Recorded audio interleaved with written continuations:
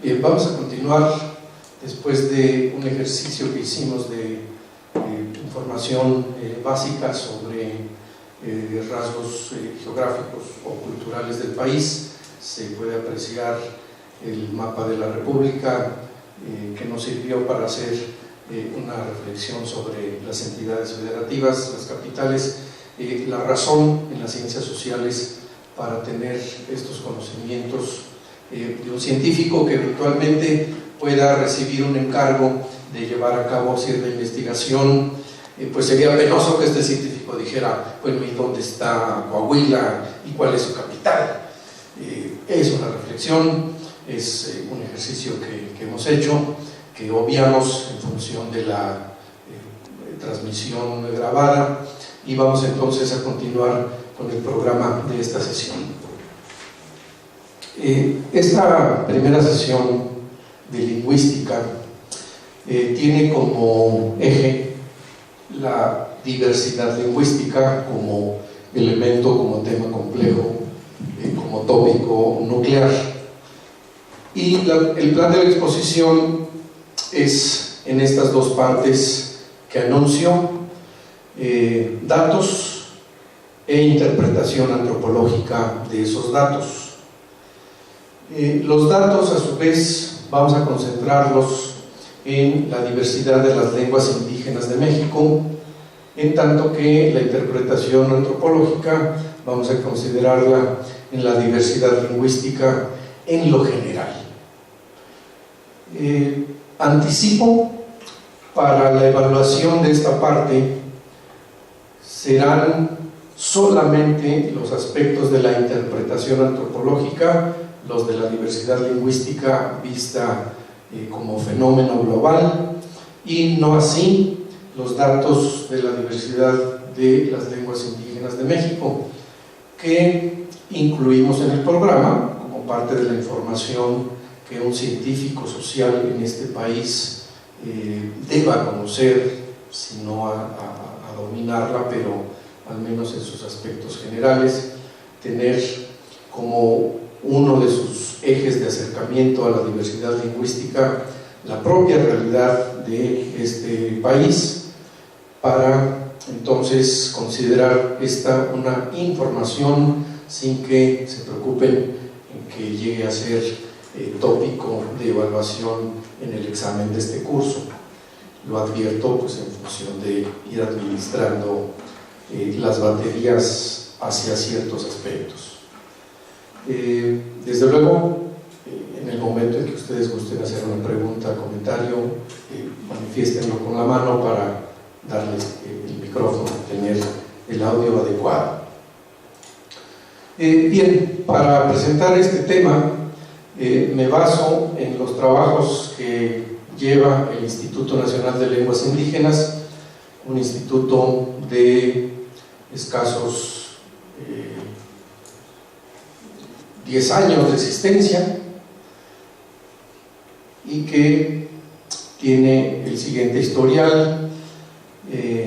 Hay una ley que refiere la creación de este instituto, que inicia sus funciones pues en enero del año 2005, y en este momento pues explico que más que dar la información enciclopédica, digamos, de número de lenguas, etcétera, conviene acercarse a esta diversidad desde distintos ejes. Por ejemplo, estos 4, cuando entra el INALI en funciones,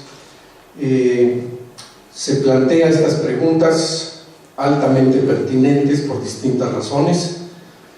Iré explicando a lo largo de la exposición cuáles son esas lenguas, cómo son esas lenguas, cómo están esas lenguas desde el punto de vista de su vigencia, de su vitalidad, ¿no? Y cómo atender desde el punto de vista de un instituto que se crea para el cumplimiento de derechos lingüísticos, cómo atender a estas lenguas.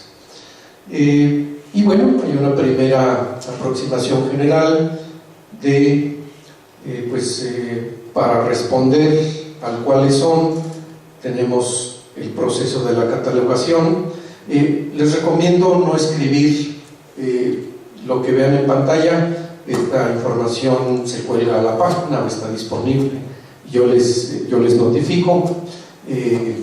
Pueden dejar descansando la muñeca o el muñeco, según el caso. Tomen las notas que gusten, pero repito, de la información que ven en pantalla no se preocupen, esto lo compartimos con gusto. De manera, decía que esta catalogación está encaminada a definir el campo de acción. Y otra vez, un presidente municipal, haciendo las analogías a que nos referíamos hace rato, que no conozca las comunidades, las agencias que integran el ámbito territorial de su municipio, pregunto con qué lógica va a operar la administración de recursos, un gobernador que no conozca los estados los municipios, y así más hacia arriba. En esa lógica, la definición del campo de acción para el caso de las lenguas tiene la catalogación para responder cuáles son y acotar el universo. Bien. La descripción para saber cómo son estas lenguas, y no por la simple descripción, sino para proponer estrategias de normalización lingüística al uso de estas por instituciones públicas. No normar el habla de la gente, hay quien se lo ha propuesto. No, estamos hablando de un ámbito institucional de atención donde se requieren ciertos acuerdos de normalización, en fin. ¿Cómo están las lenguas? Pues un ejercicio de sociolingüística, aquí estamos jugando con la terminología, ¿verdad?, para sistematizar y actualizar estudios de vigencia, transmisión transgeneracional de padres a hijos de las lenguas, etcétera, y la intervención o participación gubernamental proyectada pues hacia la construcción de políticas públicas y planeación lingüística. Aquí están las disposiciones para hacer los catálogos, los antecedentes del catálogo. Esto lo ve muy rápido. Ya quien le interese pues lo verá a detalle en los archivos que se les proporcionarían, que estarían al alcance. Productos de esta catalogación, una cartografía, un catálogo publicado en el Diario Oficial de la Federación. Aquí están las dos obras representadas, cómo se complementa una y otra, la parte geográfica, la parte más estadística, y un elemento importante a destacar en este momento. Hacia mediados del siglo XIX, académicos como Pimentel, Orozco Iberra, entre otros, comenzaron a sistematizar el estudio de las lenguas indígenas, e iban muy bien desde el punto de vista de reconocer no solamente las grandes categorías del náhuatl zapoteco, sino de importantes variantes adentro de estos grupos.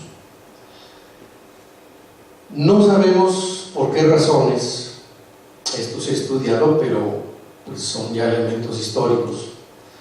En el censo de 1895 se simplifican las cosas y solamente se pregunta y se consigna, sobre todo, que si se habla zapoteco, si se habla mixteco, si se habla otomí. Avanzan los censos.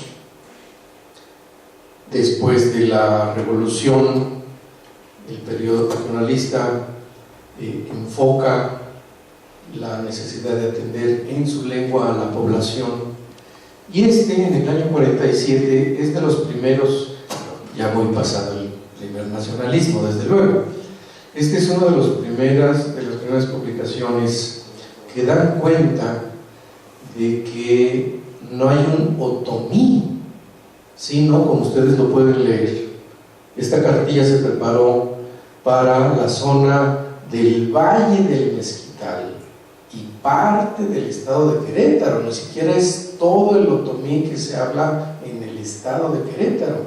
Y aquí, por supuesto, pues no está el otomí del Estado de México, del Estado de Veracruz, de otras partes de Hidalgo, etc.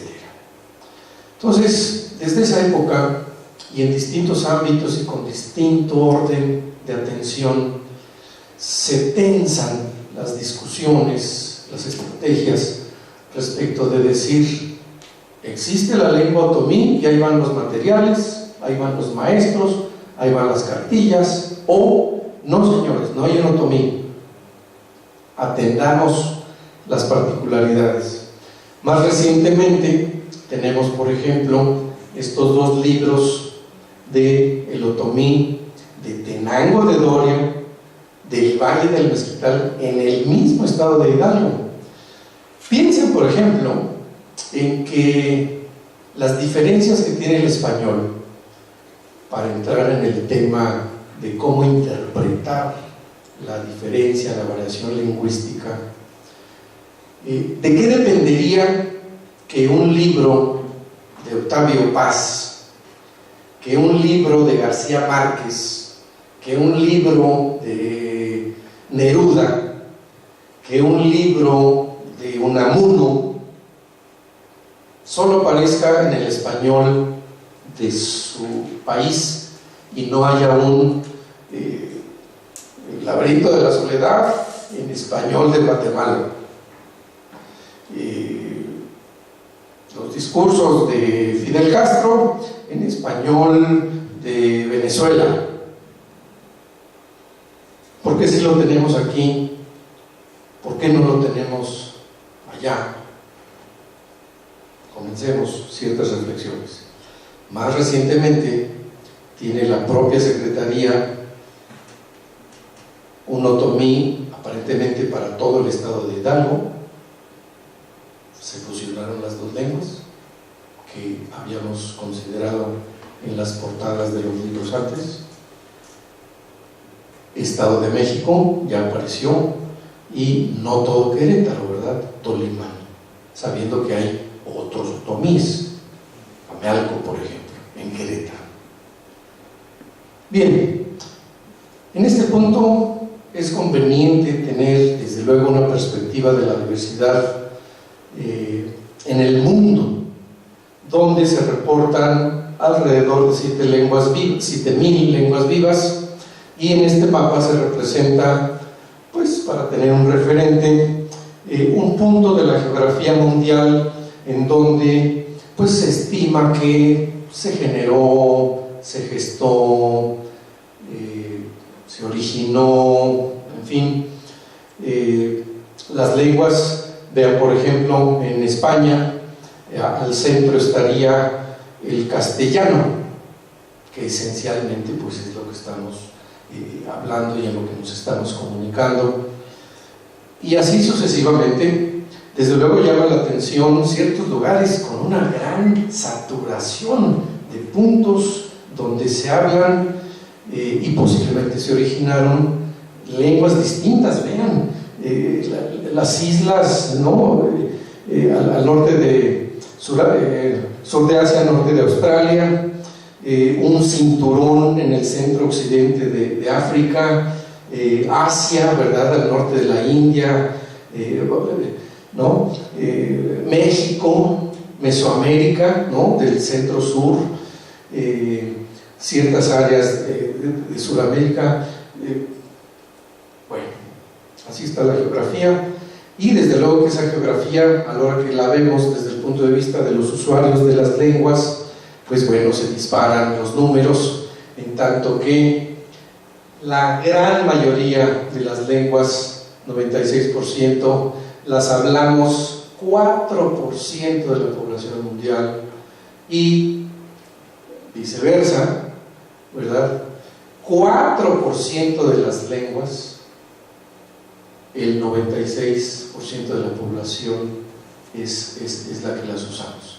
Totalmente desproporcionado, ¿no? 6.000 y tantas lenguas, solo 4% de la población, y el resto de las lenguas, menos de 500, habladas por millones y millones de personas.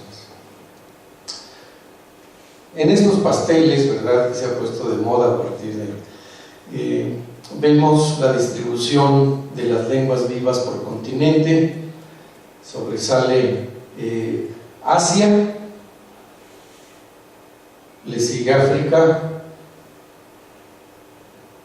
Oceanía, América, y bueno, desde el punto de vista geográfico es el ámbito más pequeño y en el que están pues el menor número de lenguas en esta repartición de lenguas vivas por continente. Pero volteando a ver al continente americano, vean, al nivel de familias lingüísticas, ya no lenguas, sino familias lingüísticas, sorprende que el continente americano concentre el mayor número de familias de todas las existentes en el mundo. Se estiman y se han reconocido unas 100 familias lingüísticas. Muy posiblemente ustedes tienen conocimiento suficiente de la familia lingüística indoeuropea a la que pertenece el español. Es una de esas familias. Son 100, unas con más división interna, otras con menos. Hay familias unimembres. El vasco, posiblemente ustedes tengan referentes del vasco como una lengua aislada, pues sí, es por hoy el único integrante, el único miembro de una familia lingüística. Históricamente no sabemos qué tan diversificada pudo haber estado.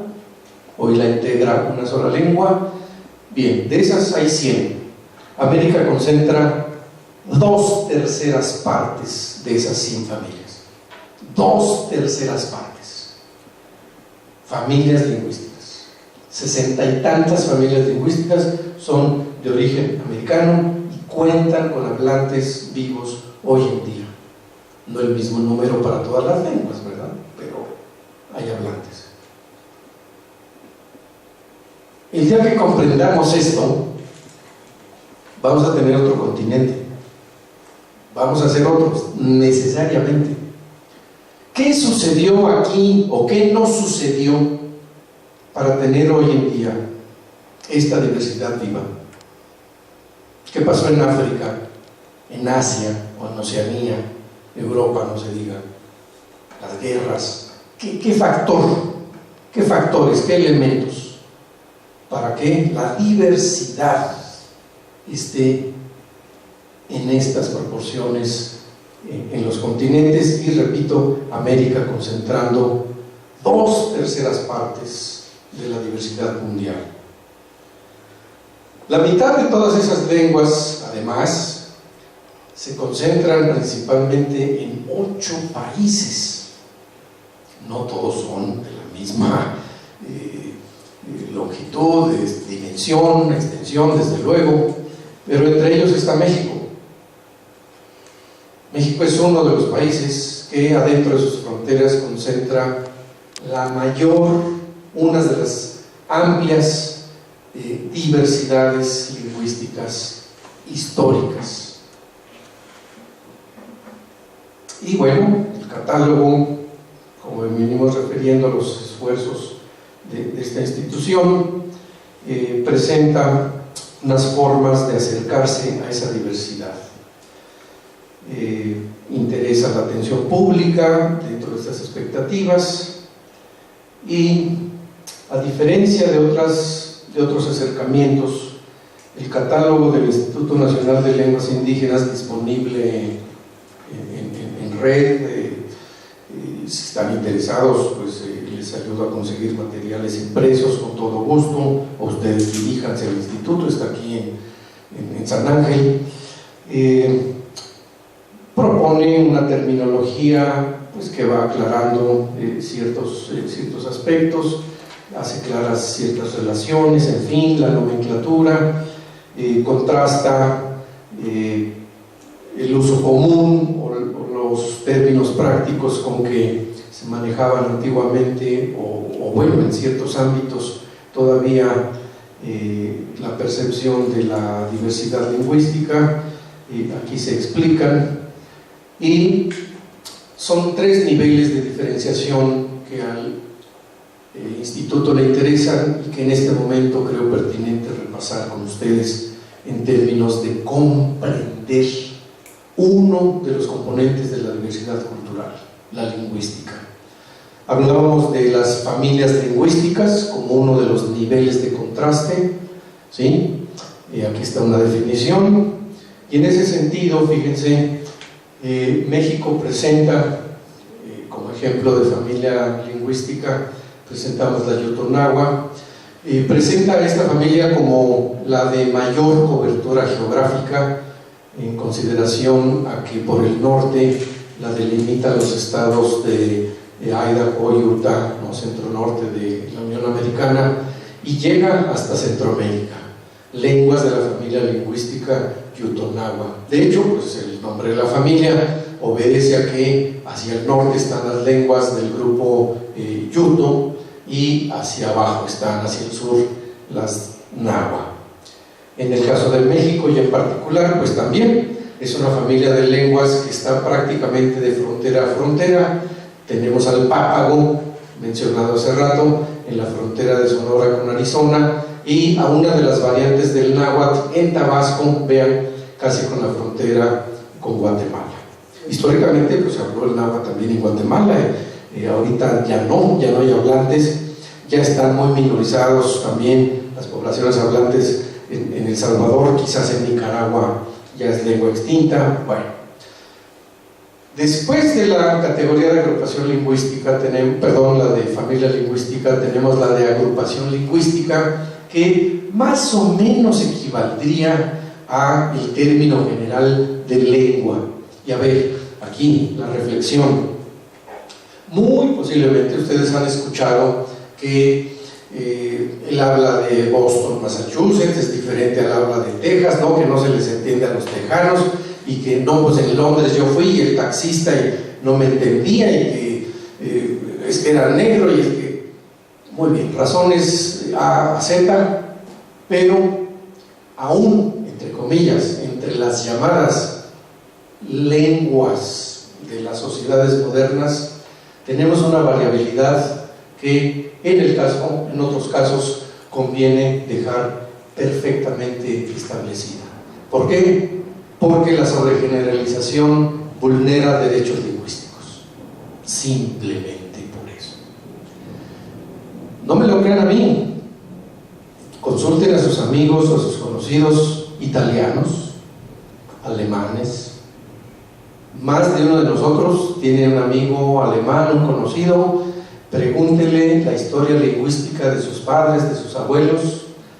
El lingüista que ustedes pueden ir a consultar, Michael Knapp, del Instituto Nacional de Antropología e Historia, no se entiende en alemán con su abuelo. No estamos diciendo, ahí se encontró el diario de la tatarabuela y pues entre la ortografía, no, con el padre de su padre, y el papá tiene que ser el traductor. Una ex estudiante italiana de nosotros, por curiosidad, le dije, oye, tus papás cuando se conocieron no se entendían, y tan italiano el uno como el otro. Hablaban 2 italianos diferentes. Hay cerca de 90 lenguas italianas. El Estado italiano y las decisiones respecto de esa diversidad pues atraviesan ciertos altavares, a lo que, bueno, pues ahora en México este instituto tiene como una de sus encomiendas atender estos derechos lingüísticos. De manera que esta agrupación lingüística, estos conjuntos de variantes, los podemos ver efectivamente ejemplificados con el náhuatl. Hay un pueblo náhuatl, podemos decir, desde el punto de vista abstracto, político, cultural, ¿sí? Hay elementos en común, etcétera, pero desde el punto de vista lingüístico no podemos decir que hay una lengua náhuatl. Los mapas del INALI tienen esta cobertura geográfica, y a la hora que llegamos a las variantes, que son las formas particulares, aquí la definición, a quien le interesa la vea con detalle. Vemos esta macrozonas donde se acomodan las 30 variantes del náhuatl, y por las líneas simplemente podemos ver que hay más afinidad entre el náhuatl del Estado de México, redondeado en anaranjado, y el náhuatl de la frontera Durango-Nayarit, que el del Estado de México y el de Morelos. Tienen historias socioculturales diferentes, realidades postcoloniales diferentes, desde luego, contemporáneas diferentes, y hablamos entonces de agrupaciones lingüísticas. Así está dividido Alemania, no me lo crean a mí, vayan a fuentes que ustedes consideren infalibles. Italia, China, claro, China se lleva las palmas al estilo récord Guinness del nivel de literatura de las revistas del dentista mientras uno está esperando, o de los aviones, sí, pues a ese nivel. ¿Cuál es la lengua más? Pues a ese nivel nos reímos. Sí, porque se juntan en este número global de China distintas lenguas, simplemente por eso. Claro, cualquiera de estas hablan de las minorías de chinos, sí, 8 millones de, sí, una minoría de 8 millones. Todo es relativo, en fin, pero vamos, el punto es dimensionar, comprender la diversidad. Todos estos resultados sobre el náhuatl pues vienen de ver los estudios particulares. Aquí estamos dando simplemente una ojeada a los trabajos con el náhuatl de Santa Catalina de Morelos, de Texcoco, de Durango, de Pajapan, de Michoacán, de otra zona del sur, Tehuacán, Zongolica, municipios más al sur, vecinos, Tatahuicapan, etcétera, hacia el sur del estado de Veracruz, San Pedro Jícoras en Durango, y aquí un ejemplo de las variaciones que podríamos encontrar de una a otra de estas formas del náhuatl. Es el pronombre yo, que por cierto la forma no de Mezquititlán ya se extinguió. Este es un dato histórico. Y entre na, ¿verdad?, de Antonio Santos, a estas formas con ne, y estas últimas, por ejemplo, nehuatl, no es que no se entienda un náhuatl de Santos con el de Morelos. Puede ser que a los 5 minutos estén platicando. El problema no es la habilidad de los individuos. Quizás ustedes han tenido una experiencia con la que sueñan muchos, de que llegaron a Italia, a la media hora podían pedir pizza para comer y en la noche ya hasta enamoraron a la mesera. Una facilidad con el italiano, de verdad. No estamos contando ese tipo de anécdotas. Estamos pensando en atención gubernamental y con libros de texto que un niño, para avanzar en sus procesos de socialización cognitivos, es un crimen ponerlo en conflicto con la tradición lingüística de su familia, etcétera, etcétera. Su servidor estuvo presente en un salón de clases donde el maestro dice: Amantikpiaj yanque kamoshti, aquí no quitas neki, aquí no tlaixpoguas neki, newa, ashipano tewa, shpewa, mashpowa, quema. Se tonal, nikan shpitowa tonal, nikan tonati, terzapopol, ¿qué es para? Se yo nikan shpitowa, nikan poloco, papá, yo lo sé que. Bueno, les acabo de hacer una caricatura donde dice el maestro: nos acaban de llegar los libros, ¿quién quiere leer? Yo quiero, pásale. El niño empieza a leer y le corrigen la primera palabra, porque claro, allí en la comunidad no dicen burro de esa manera, dicen de otra. Alguien avanza así. Estaríamos donde estamos si nos hubieran dado libros en catalán, en rumano. Hombre, son lenguas hermanas. Qué delicados.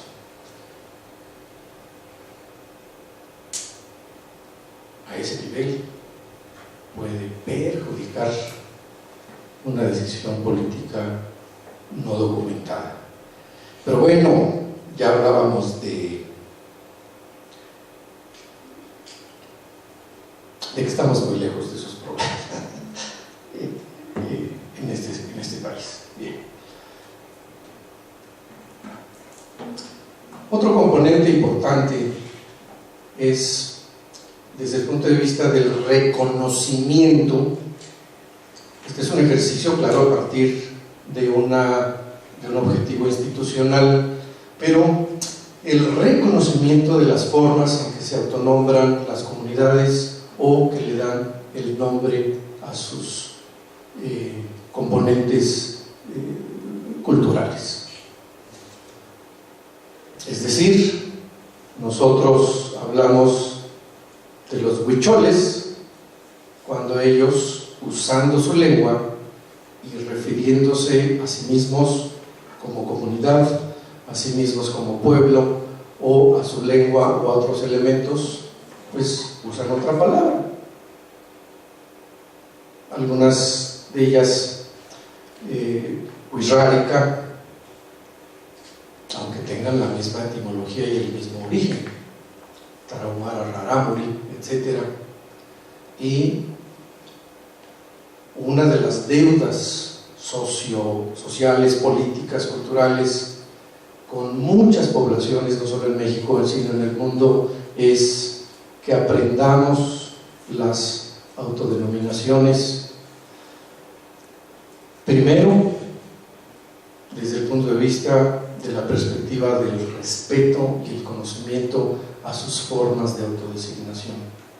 Y claro, es una arena de debate el que posiblemente como comunidad hispanohablante no adoptemos las formas con la fonética correspondiente, etc.